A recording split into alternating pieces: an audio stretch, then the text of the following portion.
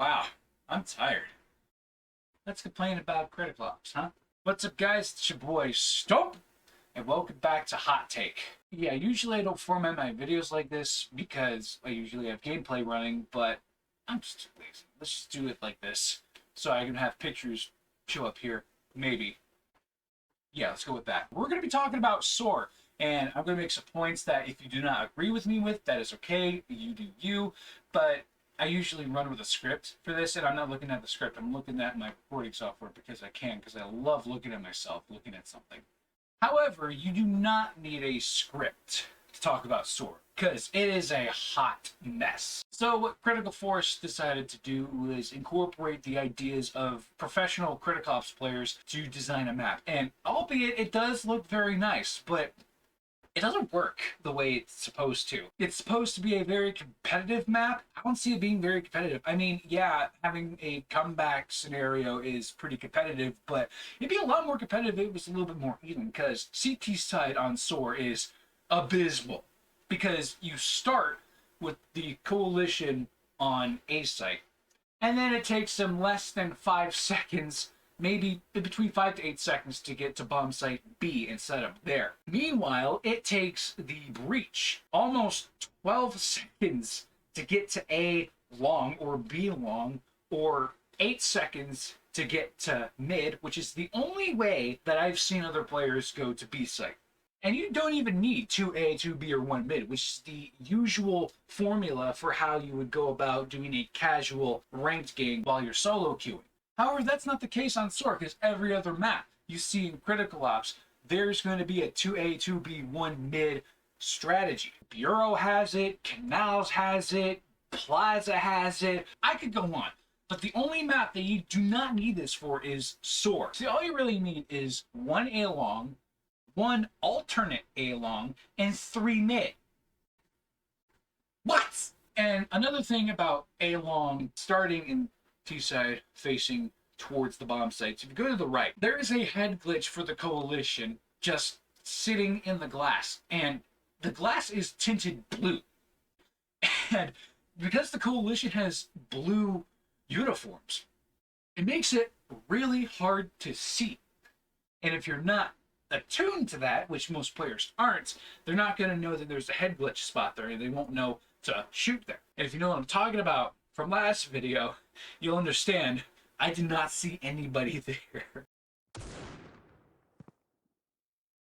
Oh, pass! He's right there. So the things that are wrong with SOAR are its timings, its positions, and its grenade strategy. So for position-wise, all you really need is just 1 player on B site, 1 player sitting long, and another player sitting on the other side. And the other 2 players can just rotate on coalition. It's just ridiculous. Now, for the breach, there's only 1 direct route into B site that ends up getting them completely cut off from B site because the coalition is already there. And then trying to get to A is going to take a lot longer because you're more exposed going to the right.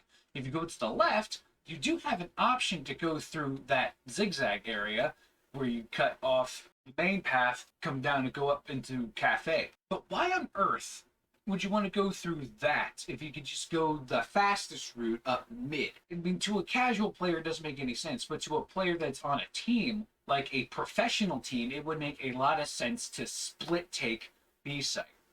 Not a lot of players know how to split takes in solo queues, let alone queuing up with their friends. So basically, this whole video is going to be about how SOAR fails in casual ranked rather than in competitive ranked. Because in competitive ranked, you've got teams that are communicating with each other, and you just don't have that in casual ranked. So the other thing about SOAR is its timing. So for the coalition, as I've already said, you start on A site. All you need to do is just protect long, and you can have 2 players there if you want, but it's just really not necessary.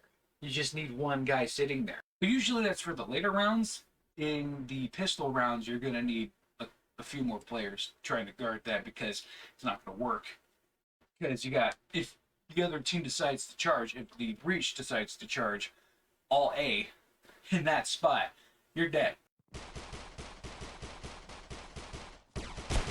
Oh, well, fuck me, I guess. All A. Getting to B site is a different story because there's only one direct route. And the other route is up another A-long stretch where it's an alternate A-long. And that's also guarded by one player that could sit behind this little pole that completely cuts off the whole backside of alternate A-long. And if you're not careful, a player sitting in that corner to the left can be sitting there and just completely blindside you if you're not checking your corners. But if you do try to check that, there could also be a player sitting behind that kiosk in zigzag. You know, the area in between A-long and cafe. I call it zigzag because I want to, all right? Shut up. So you have a guy there, he's just going to end up blindsiding you too if you try to check that corner first. So you're basically unable to take that route because it's not the best way because you have two different guys that can pop up at any time. I'm sorry, I'm just tired. I just swam today, which is why my hair looks like I'm a meth head. And the breach has to run this whole length just to get to B. And they also have to run the whole length to get to A, which is nearly impossible to get to because you're blindsided by very minimal area you can see where the coalition's sitting at. I mean, you don't see a lot of players going A because it takes too long because B is a lot closer. So that's why all the players try to go mid because they know it's the shortest way, so they're going to try to take the shortest way. But the coalition's there. They're also sitting at B sites waiting with their grenades and their guns. Nah. So I did my own timings to see just how long it takes for the breach and the coalition to meet one another, and I started on the coalition, and I found that after about 10 to 12 seconds, the breach and the coalition meet up on the deck of A-long, and they also meet right at the doorway to mid, and then they also run into each other. Breach is at the bottom of the ramp, and the coalition is at the top of the ramp. They're not even close to the bomb sites. And if you have the coalition spawning on the bomb site, you should have at least one bomb site where both teams are getting to it at the exact same time. And also make it so that way they don't see each other right away.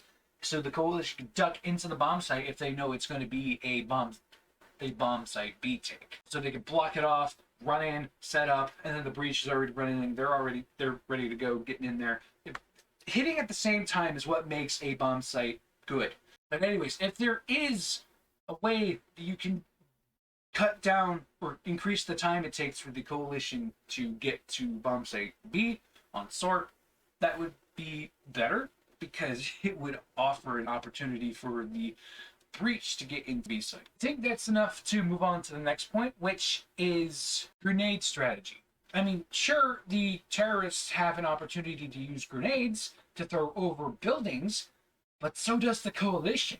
It works both ways. So if you try and throw a flash down alternate A over the building, so can the coalition. And if you try to throw a smoke grenade over the wall on A-long, the main A-long, you can also get grenaded as well by the coalition. The only place where you can't really do anything with grenades as the breach is mid.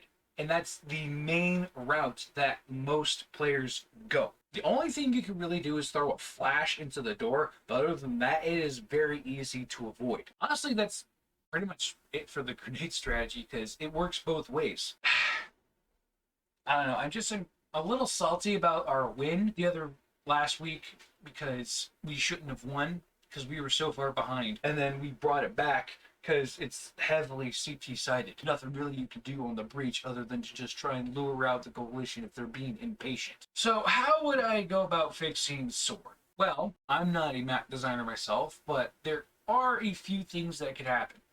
One thing they could do is push back the coalition spawn so they start behind bomb site A and have like this helicopter platform they stand on. And there could also be a helicopter sitting there too that the coalition could also sit behind as well. They could also camp there and hide, and there'd be a door on the helicopter. They could look through the door and snipe if they try to go into A site and plant the bomb. They could bang, dead. So you'd start the coalition back further so that way you can get to bomb site B roughly just before the breach starts coming in. And if you try to go into that area near cafe where you can see into mid, If you try going there, you're going to be met face to face with the breach. And also for the mid area, like that dining area, get rid of the windows. Get rid of the window collisions, please. I would like to do some trick grenade throws to throw flashbangs into it. I mean, you don't even have to change the position of the freaking spawns. You can just throw flashbangs or grenades into the windows and make that a little bit easier for the breach. And another thing you could do is shorten the distance that the breach needs to go by flipping the elevator and the kiosks in the breach spawn and having two doors open up. Actually, no, just one door. One door that could go straight out the left and go up alternate A from spawn. And there could also be that little jog around if you want to delay the push a little bit longer to throw them off. And then you'd still have to go around to the door on the right to get to mid because you don't want to have a straight shot into that area. You want to make sure you can still time it right so that way the breach coalition are getting face to face right next to the bomb site. And also another thing is just change the way A-Long is set up because you have very little room to work with and you don't have that much space to throw grenades.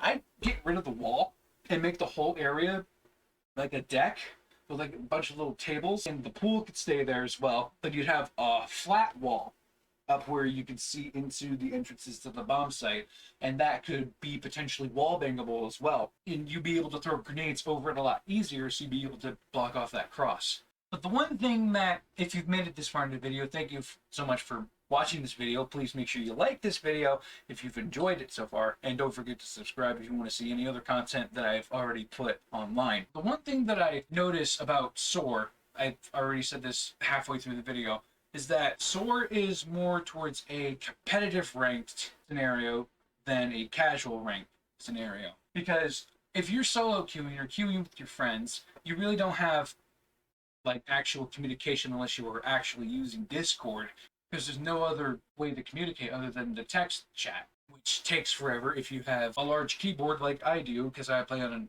iPad, or if you have a small keyboard and you can't really hit the right letters. It just takes too long to type on the keyboard with just your thumbs. And also, if you're solo queuing, you can't just tell the other team to split take B site because they're not going to listen to you because they think you're crazy. So that's all I have to say about SOAR. It's just not meant for casual ranked. It's meant more for competitive ranked. So if you want to get good at SOAR, play on a team with Discord. It actually rhymes. Well, that's all I got for this video. Thank you guys so much for watching. And as always, stay safe. Bye-bye.